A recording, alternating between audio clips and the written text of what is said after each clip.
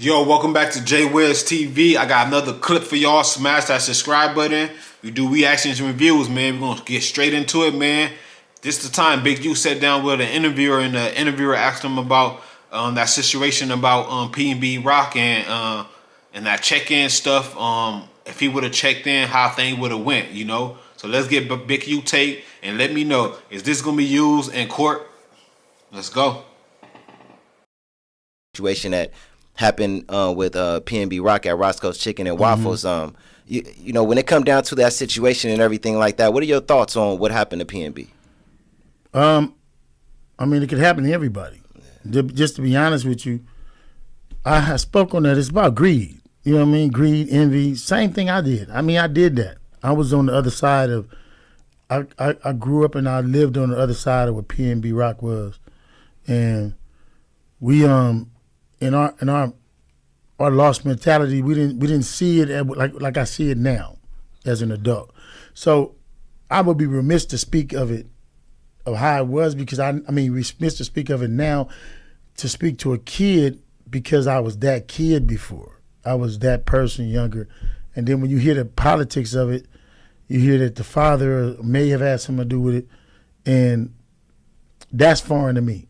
That part is foreign to me, because you're telling your offspring to go do something, and it's not sending him to war, it's sending him to go rob something. But I mean, you know, we in LA. Just had a mixed feeling right there. He was getting emotional or getting into that type of, you know, thought process, but then he like, man, fuck that, man. We in LA, man. Shit happens, you know. His brain switched that quick. Yeah. When I go to Chicago, I respect Chicago wholeheartedly. I check in. When I go to Atlanta, I check in. When I go places, I check in. And I don't think nobody is safe. I know dudes right now from LA who are actual gang members who have been robbed for their jewelry, who real killers. Like, who really real killers. Like, if he ever find out who did that, he gonna knock everybody down. Yeah.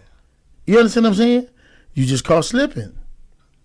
You know, that's how it is. You know what I mean? And you try your best not to be slipping. And if you have the means not to, why do it? Yeah.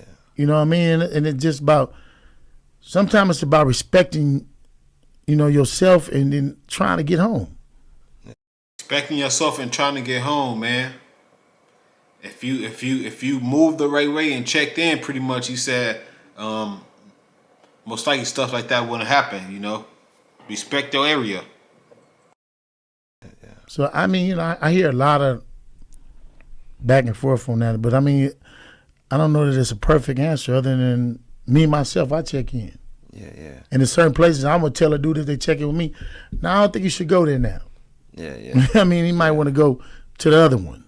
Yeah. And I'm glad that you mentioned that, because it seemed like anybody that I speak to or that's from LA kind of like have an understanding when it come down to, you know, the checking in situation, you know, no matter who I speak to, no matter who sit down at this table. But it seemed like a lot of outsiders have a different understanding of that when it come down to us speaking on that. So can you kind of like go into that a little bit more in depth and let people understand what you mean?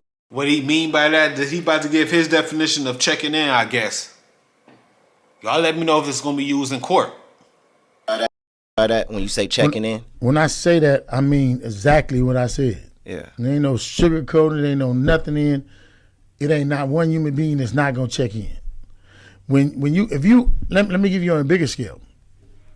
The United States of America and all these countries have what is called airspace. Yeah. If you invade their airspace with a plane, they consider that an act of war. If you want to come in their airspace, you're going to check in. You can choose not to. Use this community, I guess, as the airspace, man. And he said you could choose not to. What happened when you choose not to? It's going to be a problem. If dudes come and you move, if you want to come in their airspace, you're going to check in. You can choose not to, and it's going to be a problem. If dudes come and you move it in a certain way, if you choose not to check in, you suffer the consequences. You feel like you got something that's bigger than what is there.